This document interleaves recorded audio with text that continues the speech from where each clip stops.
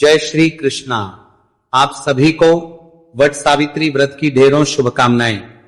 प्रिय भक्तों, आज के इस वीडियो में हम बात करेंगे वट सावित्री व्रत इस वर्ष 2026 में कब किया जाएगा, क्योंकि इस वर्ष अधिक मास है। इसीलिए वट सावित्री के विषय में बहुत सारे प्रश्न आपके आ रहे हैं कि यह व्रत कब करना चाहिए।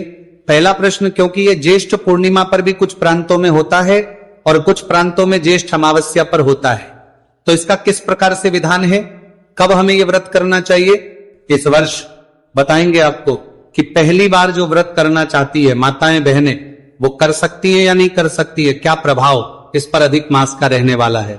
वट सावित्री व्रत की विधि क्या होती है, कैसे हमें यह व्रत करना चाहिए, इस व्रत के नियम क्या होते हैं, क्या खाते हुए या जल पीते हुए या बिना जल पिए हुए, किस प्रकार से हमें यह व्रत करना चाहिए, कब यह व्रत पूर्ण होता है, पारण कब करना होता है, इस प्रकार से संपूर्ण जानकारी वट सावित्री व्रत के विषय में इस वीडियो में आपको प्रदान की जाएगी। आपसे निवेदन की वीडियो यदि थोड़ा सा भी उपयोगी लगे तो एक बार लाइक अवश्य कर दीजिएगा और जितना हो सके शेयर कीजिएगा। कमेंट बॉक्स में अवश्य लिखिएगा ओम सावित्री सहिताय नमः। मां सावित्री के आशीर्वाद से आपका सुहाग दीर्घायु होगा, आपका दाम्पत्य जीवन उत्तम होगा। आप देख रहे हैं वट सावित्री व्रत की 2 लाइनों में जो स्कंद पुराण में वर्णित है, वहां से मैं शुरू करूंगा और फिर संपूर्ण जानकारी को आगे बढ़ाऊंगा। प्रिय भक्तों, वट सावित्री व्रत ये पति के निमित्त, पति की लंबी आयु के लिए किया जाने वाला और दाम्पत्य जीवन के लिए, अच्छे दाम्पत्य जीवन के लिए किया जाने वाला बड़ा ही कल्याणकारी व्रत है। जिस तरह से कुछ प्रांतों में करवा चौथ का व्रत महत्वपूर्ण है, वैसे ही यह वट सावित्री व्रत भी अत्यंत महत्वपूर्ण होता है। इसके विषय शास्त्रों में लिखा है, पुराण में वर्णन आता है। स्कंद पुराण में लिखते हैं वेद व्यास जी महाराज के, सावित्री व्रत नाम सर्व पाप सौभाग्यवर्धनम नित्यम पुत्र पौत्र प्रदायकम। ये जो वट सावित्री व्रत है, ये सभी पापों का नाश करता है और आपकी नित्य सौभाग्य को बढ़ाता है। आपकी संतानों को सुरक्षित रखता है, उनको सौभाग्य को जागृत करता है, आपके जीवन में खुशियां लेकर है, आपके दाम्पत्य जीवन को मजबूत बनाता है। यही तो महिमा है। जब माता सावित्री ने सत्यवान के लिए यह व्रत किया था, इसी के पुण्य प्रभाव से इसी दिन तो मां सावित्री यमराज से भिड़ गई थी और अपने पति के प्राण वापस लेके आई थी। यह ज्वलंत उदाहरण है इसका। इसीलिए इस व्रत को सभी माताओं बहनों को अवश्य करना चाहिए। आशा करता हूं इसके महत्व को आप समझ गए होंगे। कम शब्दों में समझ लिया जाए, बहुत उत्तम है ये, उत्तम पुण्य देने वाला। आज के समय में दाम्पत्य जीवन में बड़ी खटपट चलती रहती है, तो खटपट दूर होती है। अगर आप मां सावित्री की पूजा करते हैं, तो वट वृक्ष की पूजा करते हैं, तो आज के इस व्रत को, मां वट सावित्री के व्रत को आप अवश्य करें। अब प्रश्न उठेगा, जी कौन कौन कर सकता है?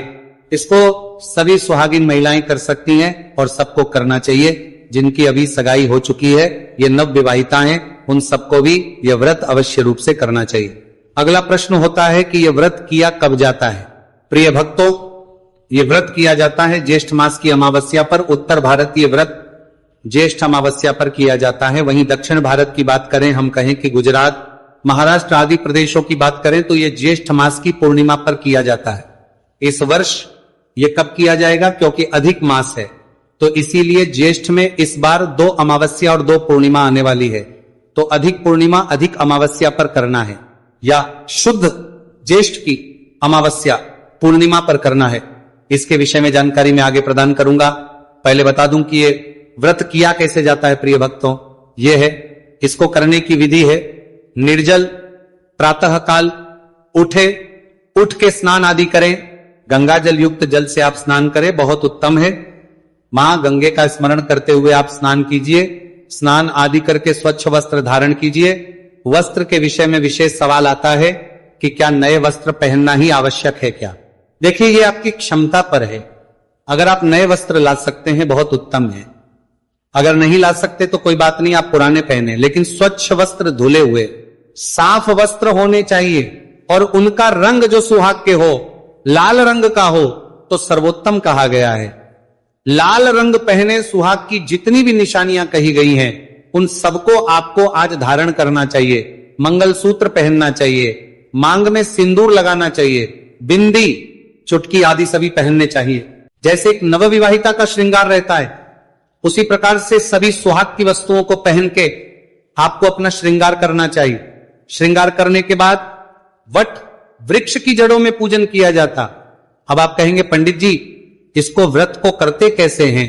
तो देखिए, सुबह उठने के बाद स्नान आदि से निवृत्त होके तैयार होके आप पूजा करेंगे वट वृक्ष की। तो संक्षेप में पहले पूजा की विधि जान लेते हैं, फिर मैं बताऊंगा कि इस व्रत को करना कैसे है, इसमें क्या खाना है क्या नहीं खाना है, जल पीना है कि नहीं पीना है। तो थाली सजाइए पूजा के लिए। पूजा की थाली में कुछ सामग्री आवश्यक है, जैसे भीगे हुए चने, रात्रि को ही चने भिगो दीजिएगा थोड़े से, वो पूजा में अवश्य प्रयोग होंगे। भोग प्रसाद के रूप रोली, मोली, पान सुपारी यदि हो तो वह ले लीजिएगा, अन्यथा केवल रोली मोली लीजिए। धूप दीप लीजिए, अक्षत अवश्य ले लीजिएगा, लोटे में जल लीजिएगा, एक कलश ले लीजिएगा, कलश भी स्थापित किया जाता है। नारियल हो तो आप नारियल भी रख लीजिएगा। लाल रंग का एक वस्त्र लीजिएगा। ये सारी सामग्री एकत्र कीजिए और पूजा स्थल पर पहुंचिए। अब प्रश्न उठता है जी कि हमारे यहां तो बरगद का पेड़ ही नहीं है, क्योंकि इसकी पूजा की जड़ों में ही की जाती है। जिनके यहां बरगद का पेड़ ना हो तो इसका एक ऑप्शन ये हो सकता है कि आप बरगद की कोई टहनी तोड़ के ले आए, कोई डंडी तोड़ के ले आए जिसमें पत्ते भी हो, उसको अपने घर में किसी गमले में लगा दे और उसको बरगद समझ के उसकी पूजा करें। तो आप बरगद का जो भी आपके पास पेड़ है तो पेड़ पे जाके स्थान पर बैठे, और अगर घर में लगाया है अपने गमले में तो वहां पे साफ सफाई कीजिए, अच्छे से बरगद की जड़ों में को स्थापित कर दीजिए। कलश के नीचे थोड़े से गेहूं के दाने रख दीजिएगा, या बाजरा है तो बाजरा, अगर चावल है तो थोड़े से चावल रख दीजिए, उसके ऊपर कलश को विराजमान कीजिए। कलश पर पूर्ण पात्र रखिए और उसके ऊपर नारियल को रख दीजिए। अगर लाल वस्त्र लाए हैं तो वो उस पर लपेट दीजिए। इसके बाद आप वटवृक्ष जो है ना उनको 4 बार जल देंगे। 4 बार जल देने का जो मंत्र है वो मैं आपको बता रहा हूं, जल कैसे देना है। देखिए, सबसे पहले फिर अर्घ्य, फिर आचमनी और तदोपरांत स्नान, इसीलिए 4 बार जल दिया जाना चाहिए। मंत्र में बता देता हूं, 4 बार के मंत्र रहेंगे। पहले जल अर्पित कीजिए, ओम वटदेवाय रूपाय नमः। दूसरी बार जल देंगे तो बोलिएगा ओम ब्रह्म रूपाय नमः। तीसरी बार जल दीजिए ओम सावित्री सहिताय नमः और ओम सावित्री देवाय सहिताय नमः। चौथी बार ये बोलते हुए जल अर्पित कर दीजिए। इस प्रकार 4 बार आपने जल अर्पित करना है। जल अर्पित करने के बाद तिलक लगाइए, अक्षत अर्पित कीजिए, पुष्प हैं पुष्प अर्पित कीजिए, माला है तो माला पहनाइए और धूप तथा दीप को प्रज्वलित कीजिए। धूप दीप दिखाइए, धूप दीप दिखा के भोग के रूप में अगर आप मिठाई आदि लाए हैं तो वह अर्पित कीजिए, अन्यथा अधिकतर प्रांतों में भीगे हुए चने ही अर्पित किए जाते हैं, तो वह भीगे हुए चने भोग के रूप में अर्पित कीजिए और उसके बाद जल अर्पित कर दीजिए आचमनी के रूप में। दक्षिणा को चढ़ाना चाहते हैं, दक्षिणा चढ़ा दीजिए और हाथ जोड़कर नमस्कार कीजिए। फिर आप उसकी परिक्रमा करेंगे वटवृक्ष की। कच्चा सूत अगर आपके पास है तो कच्चा सूत लीजिए, अन्यथा आप मौली ले सकते हैं। वो प्रत्येक परिक्रमा पर लपेटते जाइएगा, लपेटते जाइएगा। परिक्रमा आप 5 कर सकते हैं, 11 कर सकते हैं, 21 कर सकते हैं, 51 कर सकते हैं, 108 कर सकते हैं, आपकी अपनी पर है। जितना आप कर पाए उतनी कीजिए। गर्मी का समय है तो आपकी जैसी सामर्थ्य है उसके अनुसार परिक्रमा कीजिए। परिक्रमा करने के बाद हाथ जोड़ के नमस्कार कीजिए और वट वृक्ष के नीचे बैठकर ही वट सावित्री व्रत कथा सुनिए या पढ़िए। आपके पास कथा नहीं है तो आपके लिए हम प्रत्येक वट सावित्री व्रत पर कथा अपलोड करते हैं, जो पुराणों में वर्णित कथा होती है। आप जानते हैं कि हमारी 4 पीढ़ियां पांडित कर्म में बीती है, तो हमारे पास वो सभी है जो उस विशेष रूप से व्रत आदि के लिए बनी है। तो जो कथा पुराणों में लिखी गई है इस व्रत के लिए, वह कथा हम आपके लिए रिकॉर्ड करेंगे। वो कथा कीजिए, फिर आरती कीजिएगा और तदोपरांत आप अपने घर के लिए प्रस्थान कर सकते हैं। और घर में पूजन कर रहे हैं तो बहुत अच्छी बात है। इस प्रकार से आप इस व्रत को करेंगे। अब क्योंकि व्रत कर रहे हैं तो आपको संकल्प अवश्य लेना चाहिए। संकल्प आप सुबह सुबह उठ के अपने घर के मंदिर के सामने भी ले सकते हैं, और आप चाहे तो जब वट सावित्री का पूजन कर रहे हैं वहां पर भी बैठने के बाद पहले संकल्प करें, फिर पूजन करें। करने के लिए अपने सीधे हाथ पे थोड़ा सा जल लीजिए, अक्षत लीजिए, पुष्प लीजिए और दक्षिणा के रूप में 1 रुपए का सिक्का कम से कम रख सकते हैं, अधिक जो रखना चाहें रख सकते हैं। 3 बार बोलिएगा ओम श्री विष्णु, ओम श्री विष्णु, ओम श्री विष्णु। अपना नाम, अपना गोत्र, जिस स्थान पर बैठकर संकल्प कर रहे हैं वहां का मकान नंबर, क्षेत्र का नाम, शहर का नाम, ज्येष्ठ माह, श्री कृष्ण पक्षी, अमावस्या, याम पुण्यतिथि, वायु और योग्यता प्राप्त अर्थात सुखी दाम्पत्य जीवन प्राप्त अर्थात वट सावित्री श्री विष्णु और वह संकल्प महासावित्री के चरणों में अर्पित कर दीजिए, वट के चरणों में अर्पित कर दीजिए। अन्यथा आप घर पर हैं तो भगवान की जो भी तस्वीर प्रतिमा है नारायण जी की, उनके सामने वह संकल्प अर्पित कर दीजिए। हाथ जोड़कर नमस्कार कीजिए कि हे मां सावित्री, मैं आज आपके निमित्त ये व्रत कर रही हूं, मेरे सुहाग की सदा रक्षा करना और मेरा दाम्पत्य जीवन सदा खुशियों से भरा रहे, इस प्रकार से आपने संकल्प करना है। पूजा की विधि मैंने बता दी है, ऐसे पूजन कर लीजिएगा। जल की बात करते हैं, देखिए आप इसको निर्जला कर सकती है, अगर आपका शरीर साथ देता है, सामर्थ्य है तो पूरा दिन निर्जल रहिए।